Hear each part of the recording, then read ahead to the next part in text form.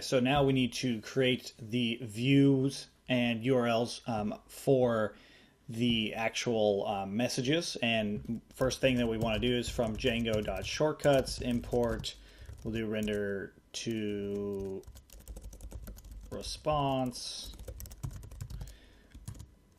request context HTTP 404. I think that's all we need right now. And then we'll import our model, of course. So models import direct message.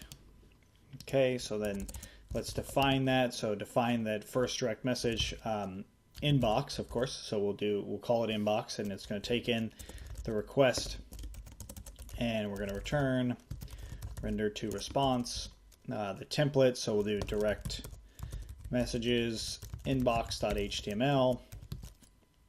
And you can actually separate it out like this, so it's just a little bit more clean. And then context request equals to request context of request. Okay, and now that we have that, of course we want to get the direct messages, and if it's the inbox, so I'm going to lowercase that. If it's the inbox, we want the messages that are sent to us. So in that case, we as the user, we are the receiver, right? So messages equals to direct message.objects.filter, and then we'll do receiver equals to request.user. Okay, so that's pretty easy, pretty straightforward, right? So in our URLs, I'm going to go ahead and add the inbox. Later we will change the way the URLs are going to work, but for now I'm just going to copy this edit profile URL, and underneath questions, make sure I don't take that comma, and underneath questions I'm going to put that. I'm just going to do inbox here, and then direct messages dot views inbox, and the name I'll call inbox as well. Now last thing, we need to add the template. So in templates, new folder, direct messages, new file, inbox.html. Open that up, and we'll do block content in block. Now of course we want it to extends base.html. All right, and what do we call it again? We called it messages. That is also confusing, so I'm going to call it messages inbox, or messages in inbox. Again, I don't want messages to be confused with Django messaging system at all, so I copied that for item in messages in inbox,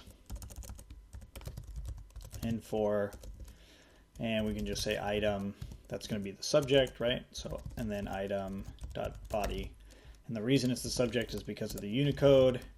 So if I just do a little break tag here, it's going to show me the subject and then the body, or at least it should. So back into Chrome, local is not defined, locals, and that will turn orange. Do another little refresh, make sure the server is okay.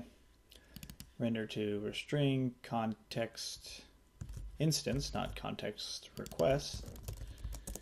Sorry about the little errors there. Okay, cool. So now it says get ready for some coding for entrepreneurs. Get ready. It says it twice, and that's because that's how we named it. But if we wanted to make it a little bit easier or a little bit nicer to read, let's do that, and then we will just keep the body in there like that. So now that's the subject, here's the body, and we could probably, let's look at Bootstrap real quick to kind of change what's in the body. Now Bootstrap changed a little bit since we've last been here, but most of the things are the same. So if we go into components, I'm going to look for, I'm going to do well. I'm going to put it into a well just so we can see it. So we're going to do copy that, paste that in here, just so we can see what the body looks like. I don't think we'll use well again, but there we go. So now we see this, the name of it, and then the whole thing. So this is showing us our entire inbox. So if I go again into our messages, so our direct messages in here, and if I add another one, and the sender is Abba, and again, hey man, what's up? Save that, do a refresh. Now we've got this. So we want to have maybe the sender, so small item.sender, and that now it's showing who sent it. And of course we can kind of style this however we want, but it's starting to come together as far as having a list of messages. Now this probably isn't how we'll want to look at it from the standpoint of what if Peter Griffin sends me a ton of messages, then I'm going to want to kind of format this a little bit differently. But nevertheless, it's still important to kind of see this and how it's working. So if we can copy this kind of same thing all over again for sent, the sent inbox. So instead of it being messages inbox, we can change it to messages sent, and then receiver would be sender. So you, if you sent any, right? And then sent.html would be our template then. In direct messages, we'll do new file, sent.html. Copy the inbox one, save it. And then we need to change a few things, of course. So I'm going to close out the inbox. Messages sent is now what this is. And item.sender, item.receiver would be more accurate. And then we can say to, so our message to somebody. And again, we can reformat this later, and we will do that. So we save that. And then again, in our URLs, we're going to copy inbox this time and put sent in here. And do a refresh. Go into sent. Should be nothing there, and that's because I haven't actually sent anything as the sender. So now I sent something to Abba, and there we go. So that's the process of the basic thing of doing a inbox and a sent mail box, or a sent direct message box. So we still want to clean this up quite a bit. And also, I'm not quite sure that I want to do it exactly like this, because if we look at this, it's basically the exact same thing with the exception of this, and then this.